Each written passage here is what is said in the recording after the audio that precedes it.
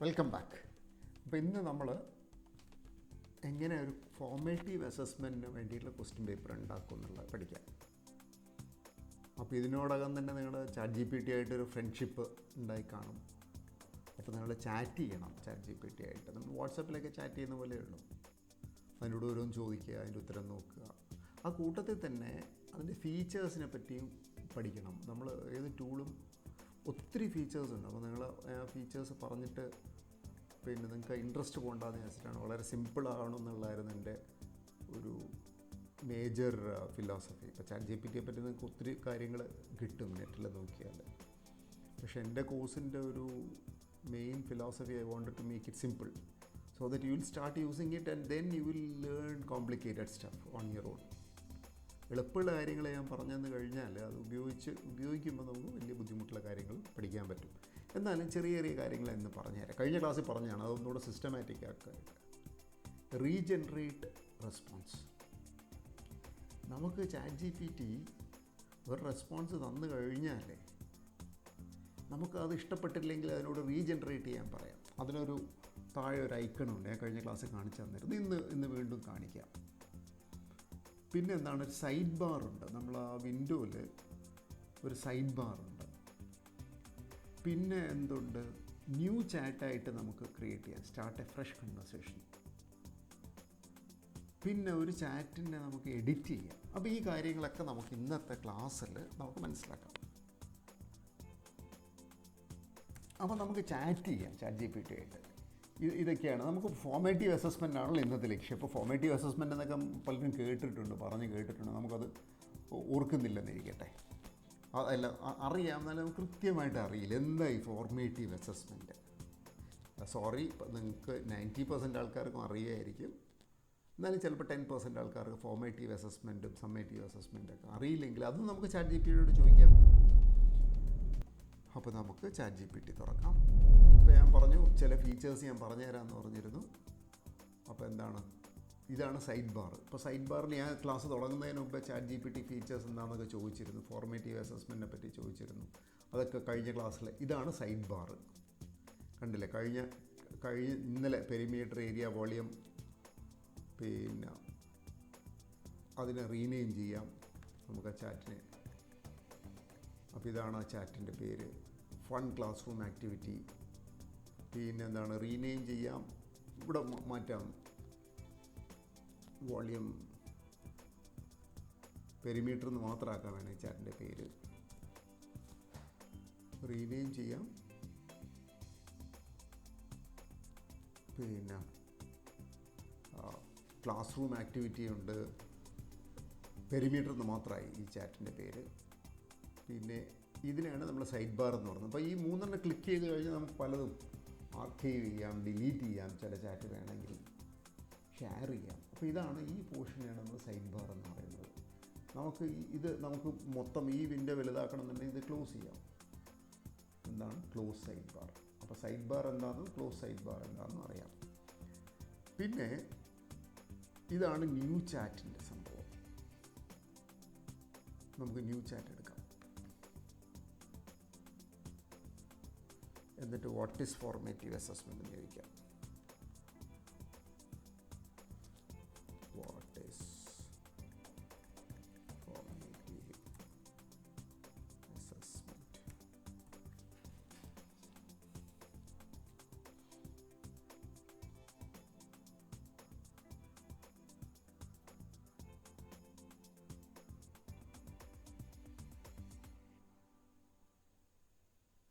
ഒത്തിരി കാര്യങ്ങൾ പറയുന്നുണ്ട്. നമുക്കതങ്ങ് ഇഷ്ടപ്പെടുന്നില്ല. നമുക്കിതൊക്കെ അറിയാമല്ലോ. അപ്പോൾ നമുക്ക് വേണമെങ്കിൽ എന്ത് ചെയ്യാം, ഞാൻ പറഞ്ഞു എന്തൊക്കെയാണ് ഫീച്ചേഴ്സ് ഞാൻ പഠിപ്പിക്കുന്നത്. ന്യൂ ചാറ്റ്, സൈഡ് ബാർ, പിന്നെന്താണ്, എഡിറ്റ് ചെയ്യാം ചാറ്റിനെ എഡിറ്റ് ചെയ്യണമെങ്കിൽ എന്താണെന്ന് വെച്ചാൽ ഇവിടെ ഇല്ലേ ഈ പെൻസിൽ വന്നു കണ്ടില്ലേ, വാട്ട് ഈസ് ഫോർമേറ്റീവ് അസസ്മെൻ്റ് എന്ന് മാത്രമേ പറഞ്ഞുള്ളൂ. അപ്പോൾ നമുക്ക് എന്ത് എഴുതാം, what is formative assessment, please give the answer in 6 sentences.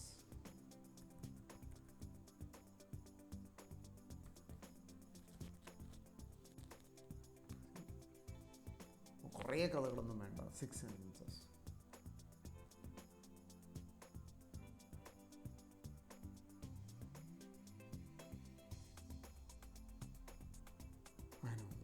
അപ്പം വേണമെങ്കിൽ എനിക്കൊന്നുകൂടെ ഇത് ചെയ്യാം. 6 സെൻറ്റൻസ് വേണ്ട. ഇപ്പോൾ ഇതാണ് പെൻസിലേ, ഇതാണ് എഡിറ്റിംഗ് ചാറ്റ്. ഇവിടെ പെൻസിൽ, ഇവിടെ എഡിറ്റ് മെസ്സേജ്, ഞാൻ അങ്ങോട്ടേക്ക് അയക്കുന്ന മെസ്സേജ് അല്ലേ. അപ്പോൾ എഡിറ്റ് ചെയ്യാൻ പറഞ്ഞാൽ ഇതാണ് 6 സെൻറ്റൻസ് അല്ല ഉള്ളത്. 6 ബുള്ളറ്റ് പോയിൻറ്റ്സ്. ഈ പാരഗ്രാഫ് ആകുമ്പോൾ വായിക്കാൻ സുഖമില്ലല്ലോ.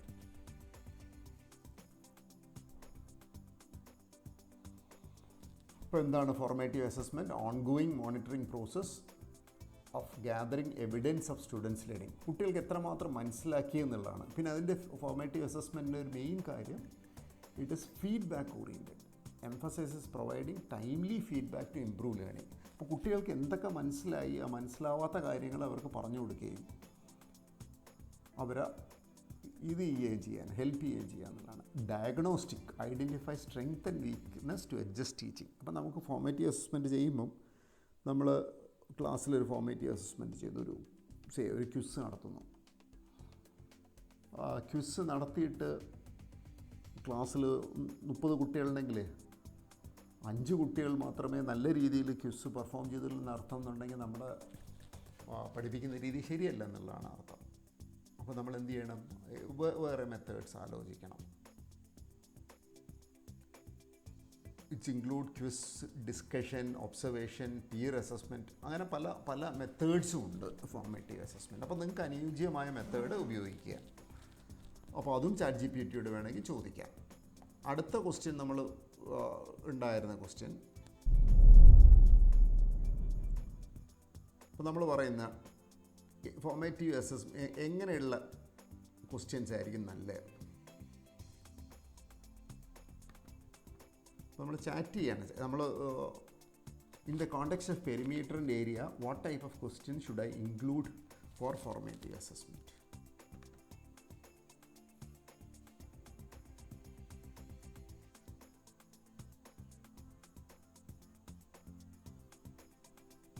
അപ്പോൾ ഒത്തിരി നമുക്ക് ഒത്തിരി ഇൻഫർമേഷൻ കിട്ടും കേട്ടോ. അപ്പോൾ ഇത് ഒത്തിരി വായിക്കാൻ ഇഷ്ടമില്ലെങ്കിൽ എന്ത് ചെയ്യാം? ഇവിടെ എഡിറ്റ് മെസ്സേജ് കൊടുക്കാം. എഡിറ്റ് മെസ്സേജ് ടൈപ്പ് ചെയ്തില്ല.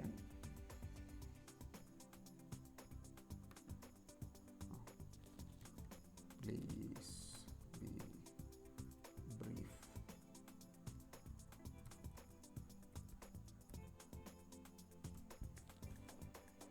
പറയാം ആദ്യമേ, പ്ലീസ് ബി ബ്രീഫ്.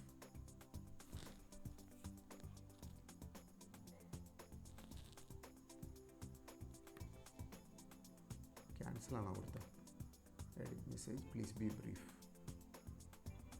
ചില സമയത്ത് ഇതിന് പ്രശ്നമുണ്ട്.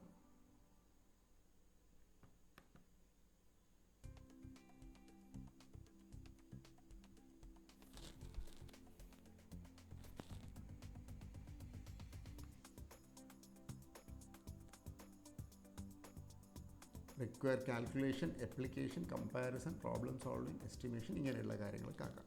ഇനി നമുക്ക് നമ്മുടെ ഒരു ഫോർമാറ്റീവ് അസസ്മെൻറ്റിന് ഇതൊക്കെ നമുക്ക് അറിയുന്ന കാര്യങ്ങളാണ്. ഞാൻ വെറുതെ ഒന്ന് ചാറ്റ് ചെയ്യാമെന്ന് വിചാരിച്ച് ചെയ്തതന്നേ ഉള്ളൂ. ഇപ്പോൾ നമുക്ക് ഒരു ചെറിയ ക്വിസ് നടത്തണം. ക്വിസ് നടത്താൻ വേണ്ടി നമുക്ക് ക്വസ്റ്റ്യൻ ഉണ്ടാക്കാമെന്ന് വെച്ചാൽ ബുദ്ധിമുട്ടൊന്നുമില്ല. പക്ഷേ അത് ഒത്തിരി ടൈപ്പ് ചെയ്യണ്ടേ. അപ്പോൾ എന്ത് ചെയ്യാമെന്ന് വെച്ചാൽ നമുക്ക് ഇതിനോട് പറയാം, ഒരു 6 ക്വസ്റ്റ്യൻസ് ഉണ്ടാക്കാൻ പറയാം.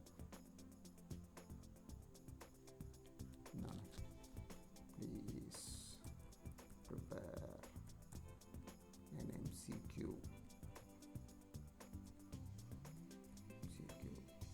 with 6 questions, 3 each at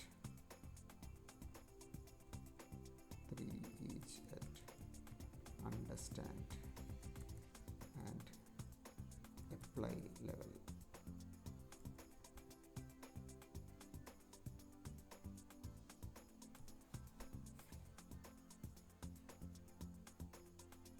അപ്പോൾ ആദ്യം അണ്ടർസ്റ്റാൻഡ് ലെവലിൽ പൊതുവെ സിമ്പിളാണല്ലോ ക്വസ്റ്റ്യൻസ്.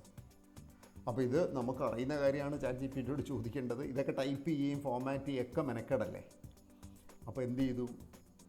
എല്ലാം ChatGPT നമുക്ക് തന്നു.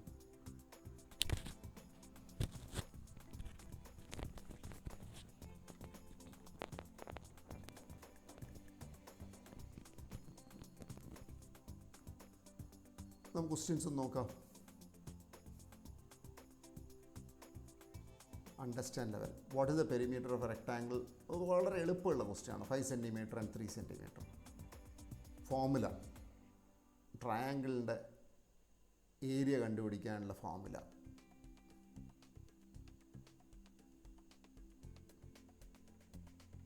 പിന്നെന്താണ്? A square of perimeter 20 metre. Square of perimeter, a square has a perimeter of 20 meters. What is the length of each side? അല്ല, സിമ്പിൾ ക്വസ്റ്റ്യൻ ആണ്. അപ്ലൈ ലെവലാകുമ്പം ആപ്ലിക്കേഷൻ ലെവൽ ക്വസ്റ്റ്യൻ ആണ്.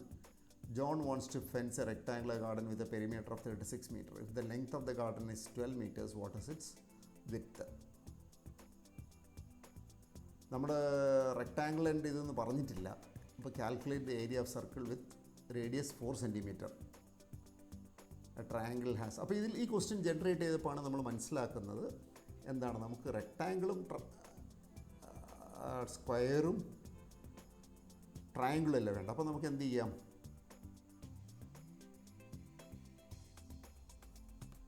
എഡിറ്റ് മെസ്സേജ് കൊടുത്തിട്ട് apply level 6 please prepare an MCQ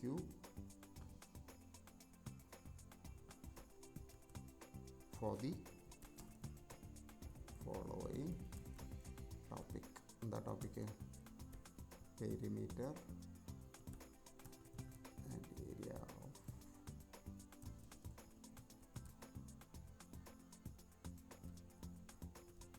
rectangle and square. Triangle വെക്കുന്നില്ല. Spelling മിസ്റ്റേക്കൊക്കെ അവൻ മനസ്സിലായിക്കോളും, നമ്മൾ correct ചെയ്യണമെന്നില്ല.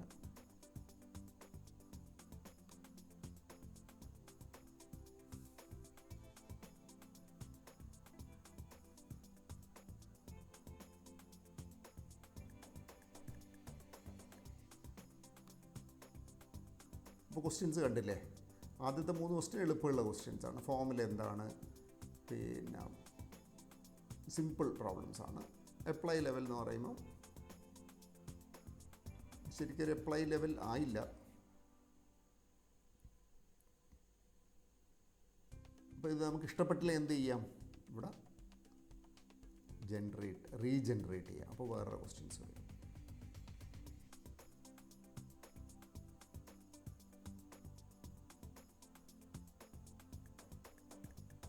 ഗാർഡനൊക്കെ വന്നു. ഓക്കെ. അപ്പോൾ ഇത് ക്വസ്റ്റ്യൻ പേപ്പറിൻ്റെ ഒരു ഇത് കുട്ടികൾ ചെയ്ത് കഴിഞ്ഞാൽ നമുക്ക് തോന്നുകയാണ് നമ്മുടെ ഇതല്ലേ ഫോർമേറ്റീവ് അസസ്മെൻ്റ് അല്ലേ, എല്ലാവരും ചെയ്യുന്നു എന്ന് പറഞ്ഞാൽ. അപ്പോൾ നമ്മൾ കുട്ടികൾക്ക് കുറച്ചുകൂടെ ചാലഞ്ചിങ് ആക്കണം എന്നുണ്ടെങ്കിൽ നമുക്ക് അടുത്തൊരു ഇത് ചാറ്റ് കൊടുക്കാം. Make the MCQ more challenging.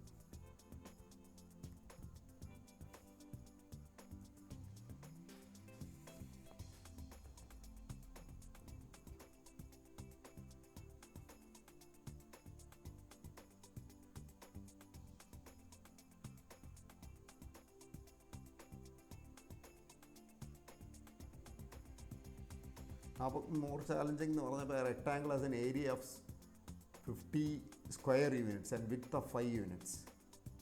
What is the perimeter? അപ്പോൾ ഇതിൽ നിന്ന് എന്താണ് നമുക്ക് തിരിച്ച് ചെയ്യണം. വിത്ത് തന്നിട്ടുണ്ട്, വിത്ത് നമുക്ക് ആദ്യം ലെങ്ത്ത് കണ്ടുപിടിക്കാം, ലെങ്ത്തും വിത്ത് പറഞ്ഞ് പെരിമീറ്റർ കണ്ടുപിടിക്കാം. അങ്ങനെയുള്ള രീതിയിൽ ചെയ്യാം.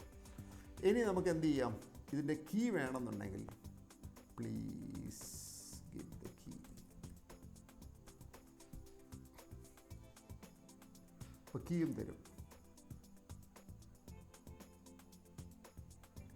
അതിൻ്റെ എക്സ്പ്ലനേഷനും തരുന്നുണ്ട്.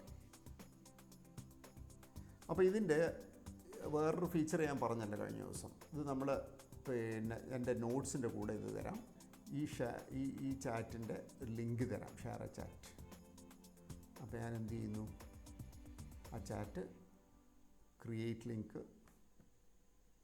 കൊടുക്കുന്നു, കോപ്പി ലിങ്ക്. ഇത് ഞാൻ നിങ്ങൾക്ക് ഷെയർ ചെയ്യാം.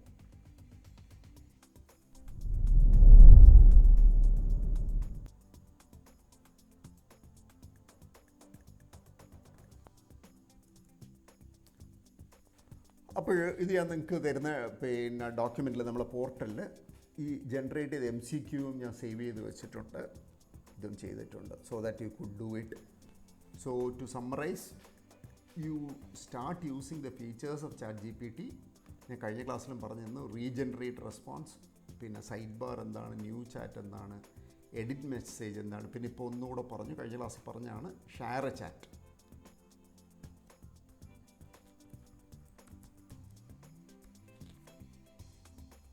പിന്നെ നമുക്ക് എന്തെങ്കിലും അറിയില്ലെങ്കിൽ അതും ചോദിക്കാം. അത് കഴിഞ്ഞ് ഇതാണ് നമ്മുടെ ഒരു prompt: generate 6 MCQ for formative assessment, 3 each at the understand level and apply level. അപ്പോൾ നമ്മൾ മനസ്സിലാക്കേണ്ടത്, നമുക്ക് കോണ്ടെക്സ്റ്റ് എന്ന് പലപ്പോഴും അത് മനസ്സിലാക്കുക. നമ്മൾ പെരിമീറ്റർ ഓഫ് ഏരിയ ട്രയാങ്കിൾ, പെരിമീറ്ററിൻ്റെ ഏരിയ ഓഫ് റെക്ടാങ്കിൾ, സ്ക്വയർ, ട്രയാങ്കിളാണ് ചെയ്തത്. പക്ഷേ നമുക്കൊരു ക്വസ്റ്റ്യൻ എന്ത് വന്നു, സർക്കിളിൽ വന്നു. അപ്പോൾ നമുക്കപ്പോൾ എന്ത് ചെയ്യാം, നമ്മൾ പ്രോംപ്റ്റിൽ സ്പെസിഫിക് ആയിട്ട് കൊടുക്കാം. നമ്മൾ ഫോർ ദ ഫോളോയിങ് ടോപ്പിക് എന്ന് പറഞ്ഞ് കൊടുക്കാം. എന്താണ്, ഫോർ ദി അപ്ലൈ ലെവൽ. ഇങ്ങനെ ആകുമ്പോൾ ഒരു അംബിഗിറ്റി ഇല്ല. For the following topic. എന്താണ് topic? Perimeter and area of rectangle and squares. പിന്നെ നമ്മൾ ഫോർമാറ്റീവ് അസസ്മെൻ്റ് ആകുമ്പോൾ കുഞ്ഞു കുഞ്ഞു കാര്യങ്ങൾ പഠിപ്പിച്ച്, ഇപ്പോൾ perimeter and area of rectangle and square മനസ്സിലായിട്ടുണ്ടെങ്കിൽ മാത്രം നമ്മൾ എന്ത് ചെയ്താൽ മതി, ട്രയാങ്കിളിലേക്ക് പോയാൽ മതി. അത് എപ്പോഴത്തെ പോലെ നിങ്ങളുടെ suggestion and feedback is very valuable. I want to know what you want. അപ്പോൾ ഇതിൽ എന്തെങ്കിലും കൂടുതൽ കാര്യങ്ങൾ അറിയണമെങ്കിൽ നമുക്ക് മെയിൽ ചെയ്യാം. So thank U.